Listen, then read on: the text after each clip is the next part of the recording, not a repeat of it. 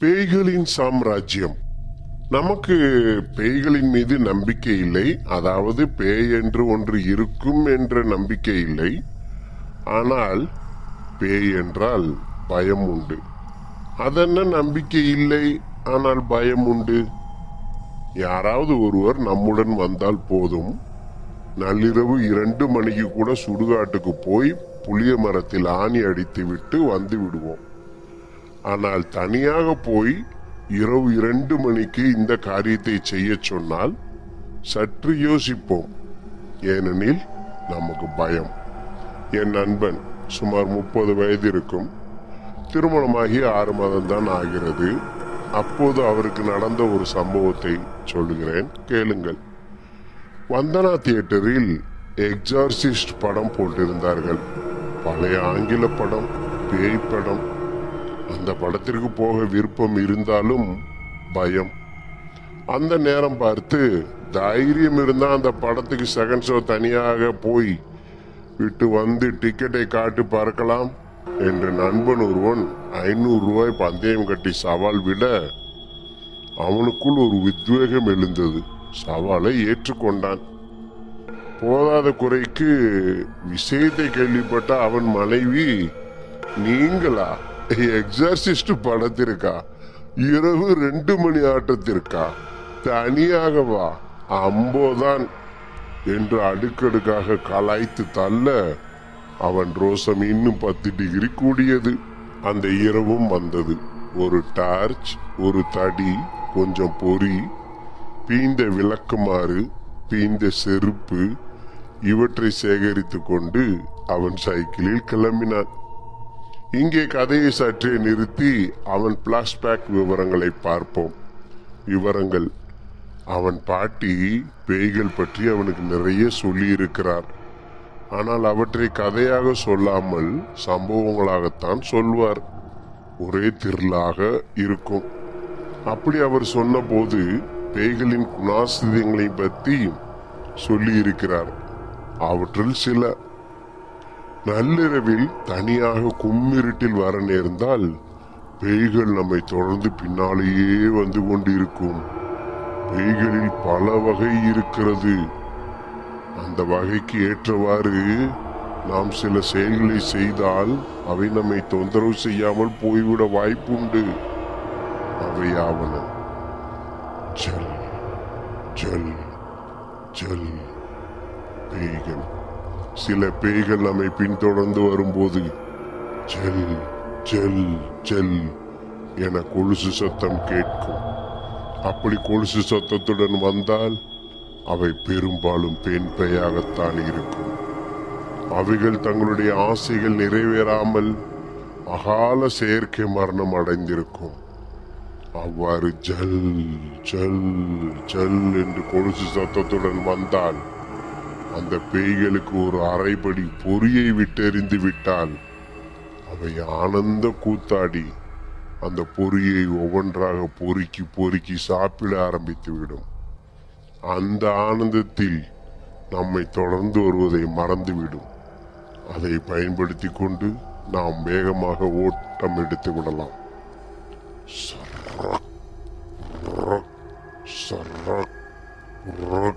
பேய்கள். இன்னொரு வகை பேய் இருக்கிறது. அது நம்மை பின்தொடர்ந்து வரும்போது சரக் புரக் சரக் புரக் என சத்தம் கேட்கும். அந்த சத்தம் டயர்களால் செய்த செருப்புகளில் இருந்து வருவதைப் போல இருக்கும். அப்படி சத்தம் வந்தால் அவை பெரும்பாலும் 60 வயதுக்கு மேற்பட்ட ஆண் பேயாகத்தான் இருக்கும். அவைகள் சாகும்போது தங்களுடைய வைப்பாட்டிகளை விட்டு பிரிய வேண்டிய நிலையில் இருந்திருக்கும். அதனால் அந்த ஆத்துமாக்கள் சாந்தி அடையாமல் ஆவிகளாகவும் பேய்களாகவும் அல்லாடி கொண்டிருக்கும்.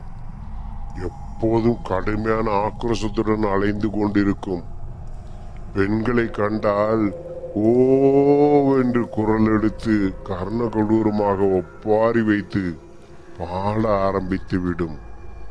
ஆண்களை கண்டால் அவ்வளவுதான், அவர்களை வெளுத்து வாங்கி ஏறி மிதித்து விடும். அப்பேற்பட்ட சரக் புரக் சரக் புரக் என டயர் செருப்புகளின் சத்தத்துடன் வந்தால் பீந்த செருப்பு ஒன்றை தூக்கி அந்த பேய்களை தாண்டி போகும்படி எவ்வளவு தூரம் வீச முடியுமோ அவ்வளவு தூரத்தில் வீசி எறிந்து விட வேண்டும். அந்த செருப்புகள் அவற்றின் மீது பட வேண்டிய அவசியம் இல்லை. அவை அச்சச்சோ என அந்த செருப்புகளை நோக்கி பாய்ந்து ஓடும். அந்த சமயத்தை பயன்படுத்தி கொண்டு நாம் அங்கிருந்து பின்னங்கால் பிடரியில் பட ஓட்டம் எடுத்து ஓடிவிட வேண்டும்.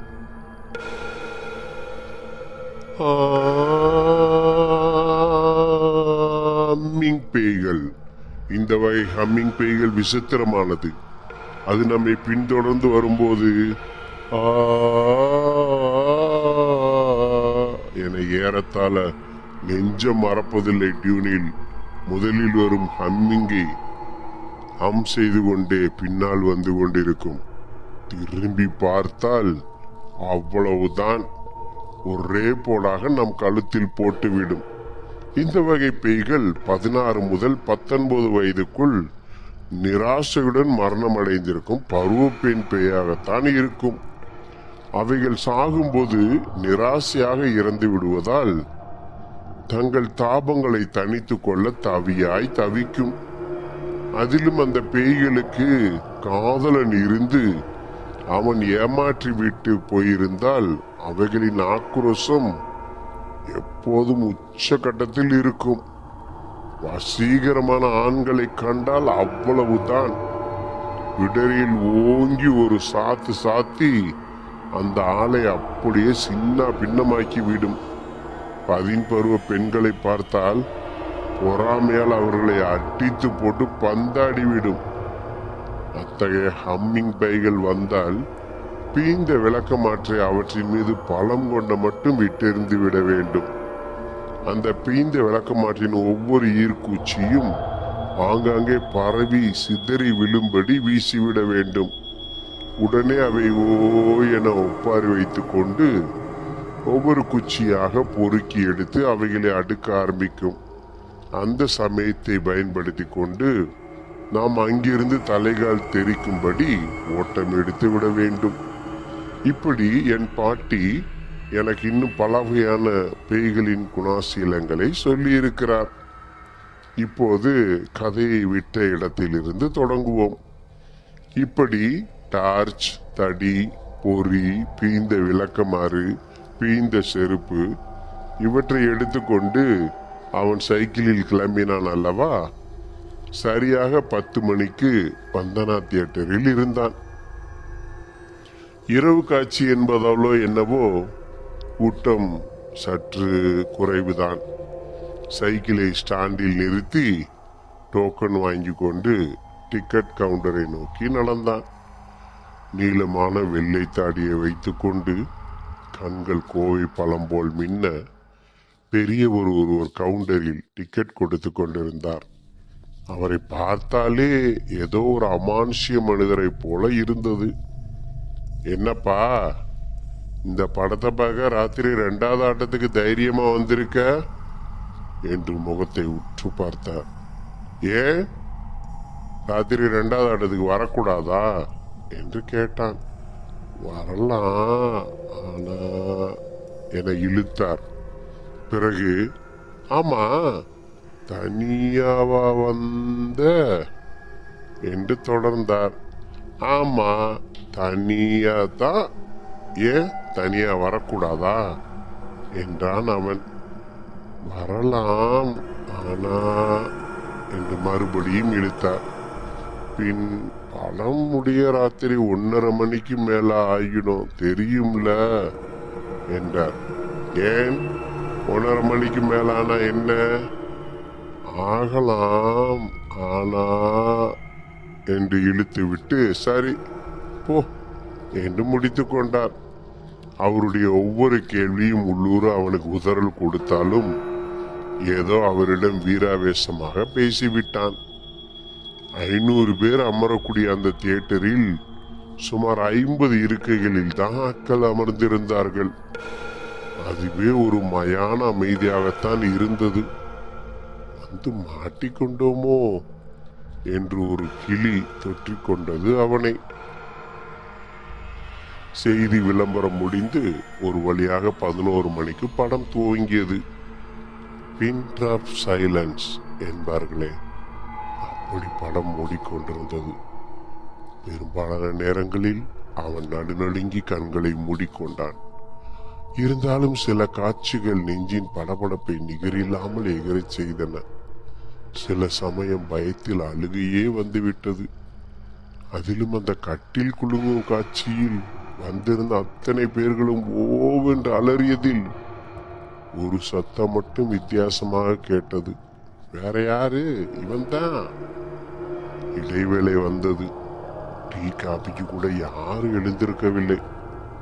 ஒன்றுக்கு கூட போகாமல் இருக்கையிலேயே ஆடாமல் அசையாமல் ஆணி வைத்து அடித்தது போல அமர்ந்திருந்தார்கள்.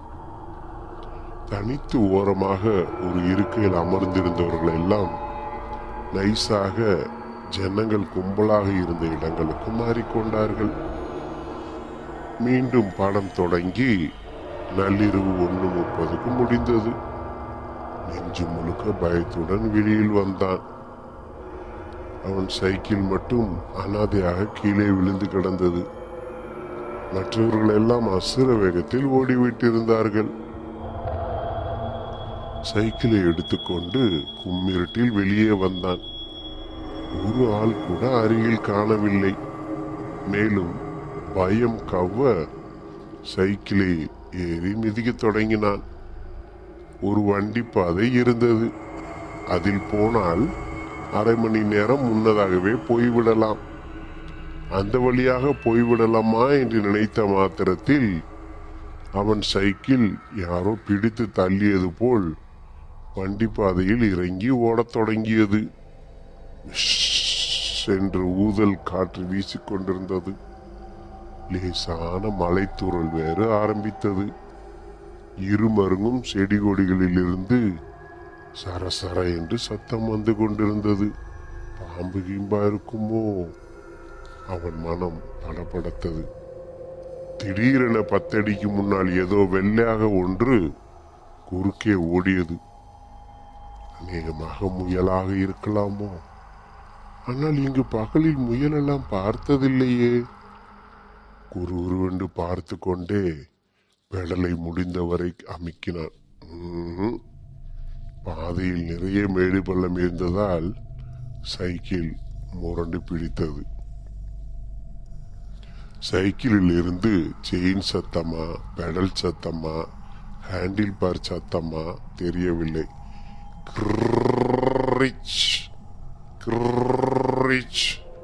என்று சத்தம் எழுப்பி ஒருவித பயத்தை உண்டு பண்ணியது.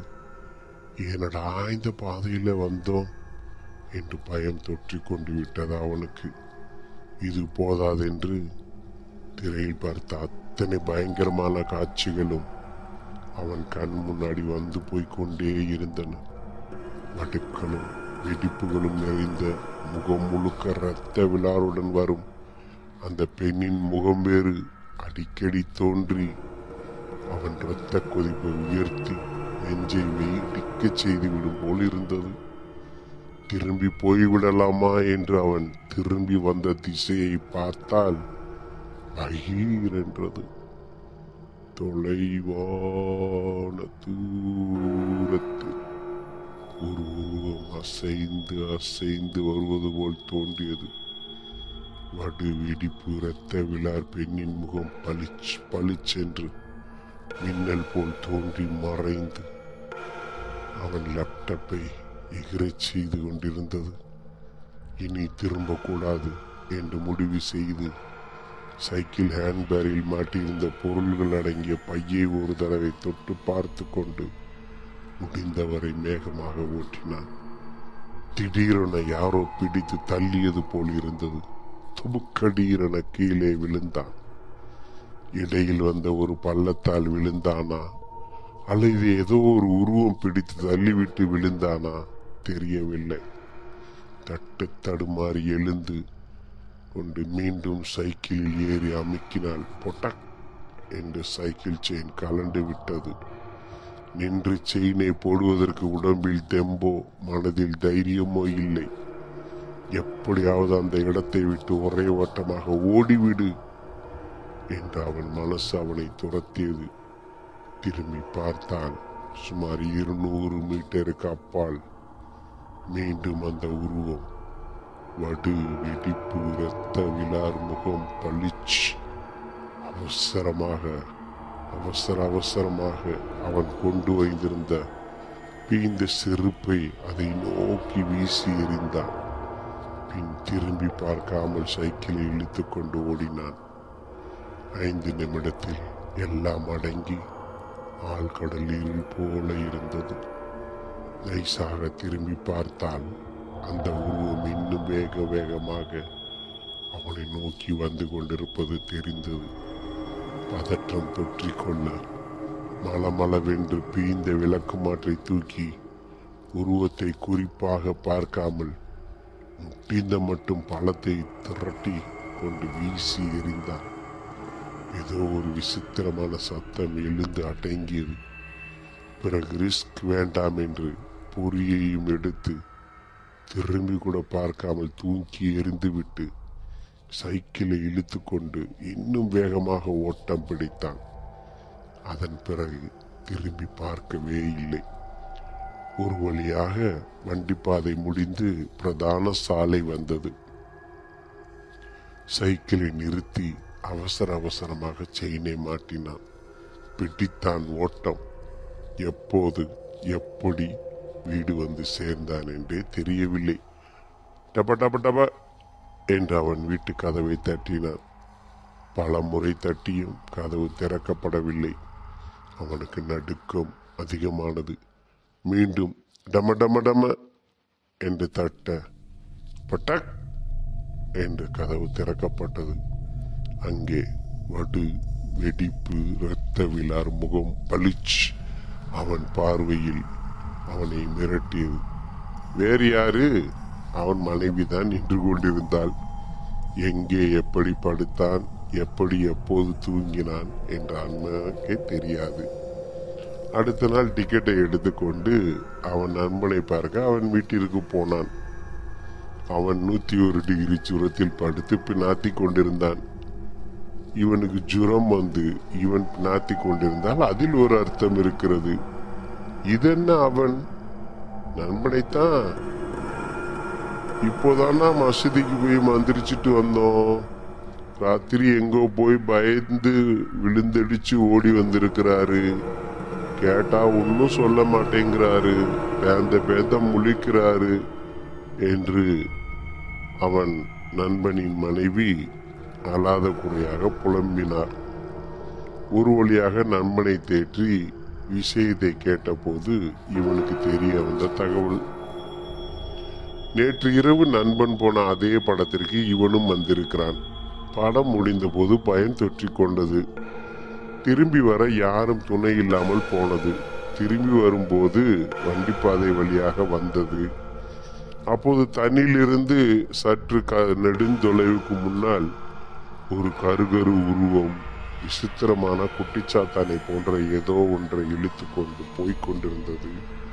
அது அவ்வப்போது திரும்பி பார்த்து தன் மீது செருப்பு, விளக்கமாறு, பொறி என கைக்கு கிடைத்ததையெல்லாம் விட்டெறிந்தது.